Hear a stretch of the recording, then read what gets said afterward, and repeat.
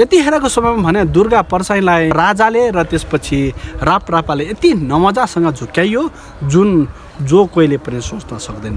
तीन कुनेको घटना जुन चाहिँ राजाले पनि जिम्मा लिएको छैन र त्यसपछि रापरापाले पनि जिम्मा लिएको छैन। अझै योभन्दा अचम्मको कुरा त जुन प्रदर्शनमा उपस्थित हुन आएका मान्छेहरू छन् तिनीहरूको पो भयो हरिबिजोग।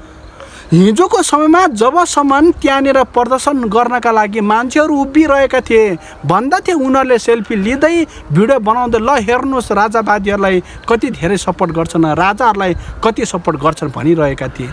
तर तैपनि जब अहिलेको समयमा सार्वजनिक सम्पत्ति व्यक्तिगत सम्पत्ति जलाइएको प्रमाणसहित आए बल्ल उनीहरू अहिले चुपचाप लागेर बसिरहेका छन्।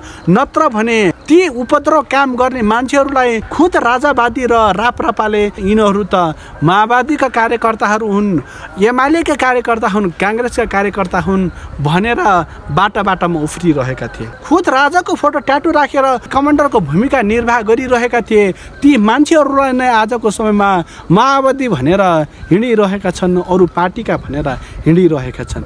यति धेरै नमजासँग फसायो। अबको समयमा तिनीहरूलाई बचाउने कसले हो? हिजोको समयमा उफार्दै गर्दाखेरिको समयमा सबै नेपाली जनता उफ्रिनुपर्छ भन्दै आइरहेका थिए। अहिलेको समयमा त्यही मान्छेहरू त्यही आन्दोलनमा उपस्थित भएका मान्छेहरूलाई अरू पार्टीका भनेर संज्ञा दिइरहेका छन्। अन्तिममा आएर दुर्गा परसाईलाई फसाइएको छ। यो सब फसाउनका लागि चाल खेलिरहेको हो। त्यो नेपाली जनतालाई फसाउनका लागि चाल खेलिरहेको हो। यो चाल राजाले खेल्यो, यो चाल खुद रापरापाले खेल्यो। तर यो कुरा अहिलेको समयसम्म नेपाली जनताले बुझ्न सकिरहेको छैन। म सम्पूर्ण नेपाली जनताहरूलाई मैले भन्छु, अबको समयमा चाहे प्रचण्डको लागि कसैको घर जलाउनु पर्दैन र त्यसपछि राजाको लागि कसैको घर जलाउनु पर्दैन, रापरापाको लागि कसैको घर जलाउनु पर्दैन र त्यसपछि एमालेको लागि र त्यसपछि काङ्ग्रेसको लागि पनि कसैको घर जलाइराख्नु पर्दैन। अबको समयमा सम्पूर्ण नेपाली जनताले बुझ्नै पर्ने कुरा के हो भने अबको समयमा यस्ता खालका आन्दोलन, यस्ता खालका प्रदर्शनहरूमा कसै गरी पनि उपस्थित नहुनु भन्दै यो मेरो नितान्त विचार राख्दै म तपाईँहरूको माझबाट बिदा हुन चाहन्छु।